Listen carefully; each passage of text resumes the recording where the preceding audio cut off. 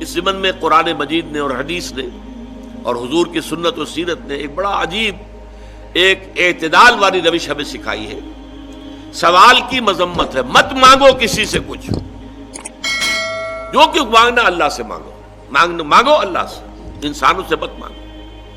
مانگنے والا اپنی عزت نفس جو ہے ہتھیلی پر رکھ کر پیش کرتا ہے جس سے مانگ رہا ہے، مجھے دیجئے کچھ۔ عزت نفس تو یہاں رکھی ہے نا، نہیں، تم اپنی عزت نفس کا دھیلا نہ کراؤ، جو مانگنا ہے۔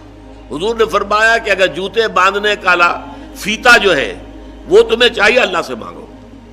اب یہ اللہ کا معاملہ کس ذریعے سے پہنچا دے، کس کے دل میں ڈال دے، کیا شکل پیدا کر دے، تمام اسباب جو ہیں عالم کے وہ تو اللہ کے قبضہ قدرت میں ہے۔ کون سے سبب کے ذریعے سے اللہ تعالیٰ وہ تمہاری ضرورت پوری کرا دے، یہ اس پر چھوڑو، مانگو اللہ سے۔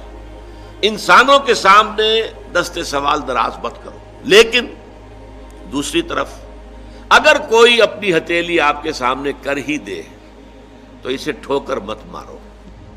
اس نے عزت نفس جو ہے اپنی ہتھیلی پر رکھ کر آپ کے سامنے رکھ دی ہے۔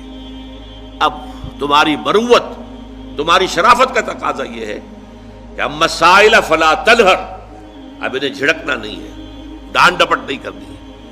اگرچہ ہمارے آج کل کے معاشرے میں جو پروفیشن بن گیا بیگری کا، اس میں بسا اوقات جو ہے پیچھا چھڑانا مشکل ہو جاتا ہے، اور واقعہ یہ ہے کہ ان کی اگر مدد کی جائے، اب کیا ہے، وہ آپ نے 1 روپیہ دے دیا تو بعض لوگ سمجھتے ہیں شاید بہت بڑا، میں نے حاتم طائی کی قبر پر لات مار دی، روپیہ دے دیا، لیکن یہ تو اصل میں انسٹیٹیوشن آف بیگری کو آپ نے سپورٹ کیا۔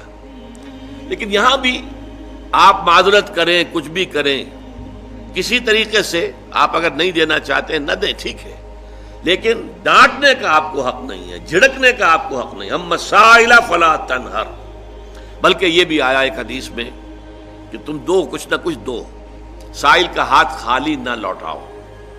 یہاں تک ایک حدیث میں الفاظ ہیں سائل کو ضرور دو، خواہ وہ گھوڑے پر سوار ہو کر تمہارے پاس آیا۔ گھوڑے پر سوار ہو کر آنے والا جو ہے وہ تو صاحب عزت، صاحب حیثیت انسان ہوتا تھا نا۔ گھوڑا تو عرب میں ہر ایک کے پاس نہیں ہوتا تھا، اونٹ تو کہہ سکتے ہیں آپ کے بہت عام تھا، بھیڑیں بکریاں عام تھیں، گھوڑا جو ہے وہ تو کسی صاحب ثروت انسان کے پاس ہی ہوتا تھا، صاحب حیثیت۔ تو گھوڑے پر سوار ہو کر آ رہا ہے، لیکن تمہیں کیا معلوم اندرونی طور پر اس کی کیا کیفیت ہے، کیا اس کے اوپر بپتا پڑ گئی ہے، کون سے صورتحال سے وہ اچانک دوچار ہو گیا ہے۔ لہذا دے سکتے ہو تو دو، لیکن یہ کہ نہیں دے سکتے تو معذرت، قول معروف یہ کہو اور نرم انداز میں ان سے معذرت کرو۔